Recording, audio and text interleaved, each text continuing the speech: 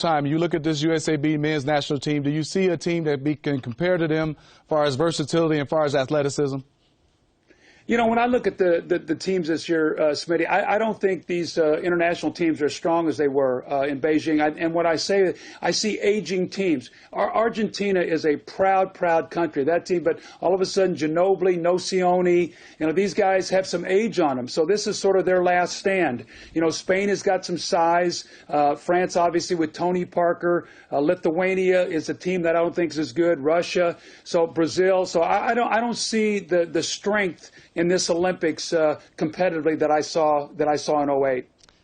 Doug, obviously the U.S. men's national team is chock full of talent. There's a deep pool from which to choose. These guys are on the team for a reason. But when you look up and down, whose game makes for the easiest transition from what they normally do in the NBA to the international game?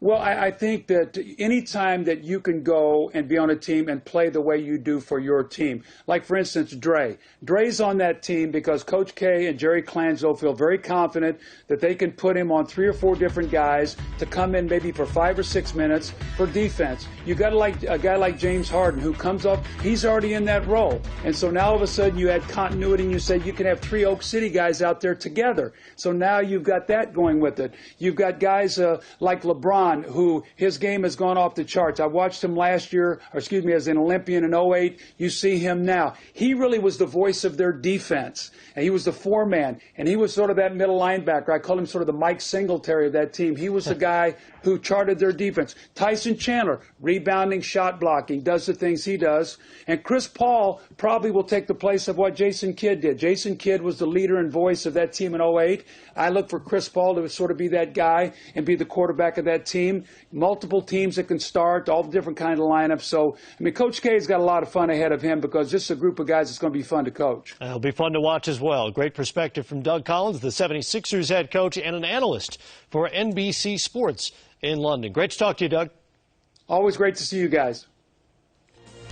And more ahead here on the USA Basketball Men's Selection Show, including a look at some of that competition. The Gasol brothers at the core of the Spanish powers.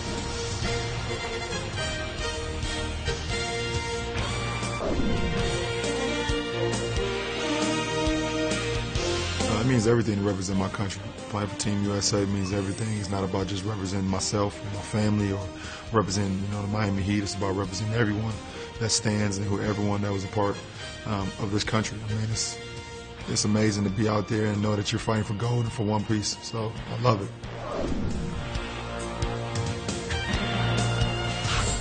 Of course, there's more to going for the gold than assembling a roster. You do have to meet other teams eventually. Here are some of the ones Team USA could encounter in London, including Argentina, took home gold in 2004. French team is a very talented group, and they will have Tony Parker despite the eye injury. He is going to play in London. Speaking of London, the Waldang will represent Great Britain. Brazil has its fair share of NBA players, but the power, in addition to the United States, is Spain. As you look at a roster already loaded with NBA talent, even without Ricky Rubio out there who can't make it. Number 2 in the FIBA World Rankings, led by the Gasol brothers, obviously Pau and Marc Gasol and Serge Ibaka, although born in the Congo, represents Spain internationally. How big, and I emphasize the word big, a problem could España present for Team USA? You said it right, because you used the word big. They are big, and they have some guys that can play basketball. We all know the Gasol brothers, what they pose because of their size. But I think their passing ability, when they're posting up, both Gasol brothers can pick you apart with their passing. And then defensively, you have Serge Ibaka that can man pretty much the paint. I think also when you start to look at that, when you have bigs that can play, that can draw double teams, they have shooting from Calderon. Navarro. Rudy Fernandez, so they have inside-outside game, and I think that's going to be the one when you start to look at the USA team. This is what they're going to really have to handle. Can they stop these guys, and can Tyson Chandler, can Kevin Love, and Blake Griffin stay out of foul trouble, because then we really get small playing against Spain. And it was Spain that Team USA beat in Beijing in the finals 4 years ago. They're lurking out there once again. We're back to wrap up the show after this. Stick with us.